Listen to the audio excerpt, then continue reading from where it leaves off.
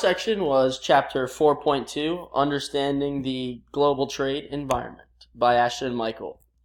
Our thesis for this section was, in today's global environment, global trade is shaped by two factors: regional trading alliances and trade mechanisms, which make global trade possible. In this section, we'll discuss the different agreements between countries to make global trade possible. Some key vocabulary. European Union, also known as the EU, was established in 1992, and this was to reassert the region's economic position against the United States and Japan. We have the North American Free Trade Agreement, NAFTA. This was an agreement between the U.S., Canada, and Mexico.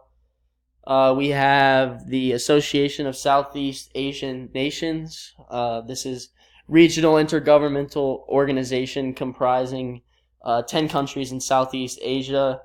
We have GDP, gross domestic product. This is the total value of goods produced and services provided in a country during 1 year.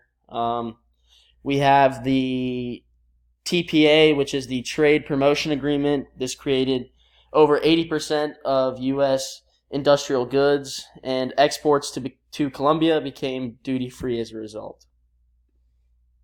Our first key concept is the EU, the European Union. There are 28 countries active in the EU. It was formed in 1992, as we said earlier. Its primary goal was to reassert the region's economic position against the U.S. and Japan.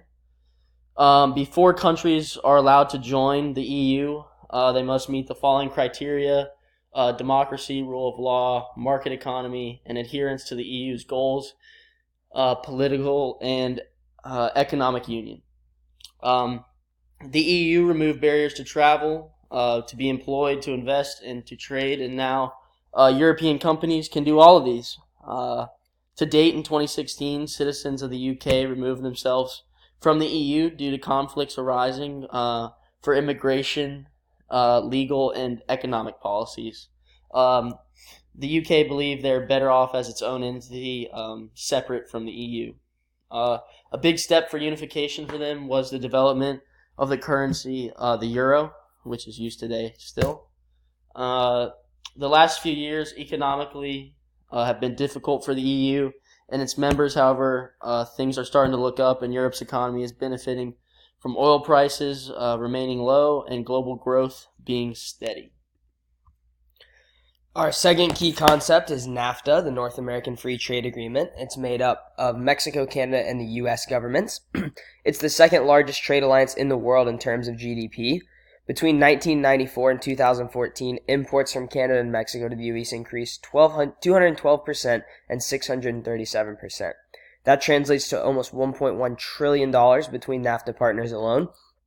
Eliminating barriers of free trade has strengthened the economic power of all three countries, which has given us many positive effects becoming evident through the export industries, such as the automobile manufacturing companies. The U.S. Central Free Trade Agreement came from NAFTA, and that promotes trade between the U.S. and 5 Central American countries. Our third key concept is ASEAN. It's a trade alliance of 10 Southeast Asian nations. It has a population of 625 million people, a combined GDP of $4.2 trillion. The main issue with ASEAN is a lack to push forward regional integration despite the Asians' culture emphasis on consensus building. And due to a worldwide recession, it affected many companies in this region, which triggered a bigger interest in pushing for more integration for them. China and ASEAN launched a free trade agreement, making it the world's third largest agreement. And to wrap up, our discussion board audience question is: what are the both pros and cons of forming these types of trade agreements between countries?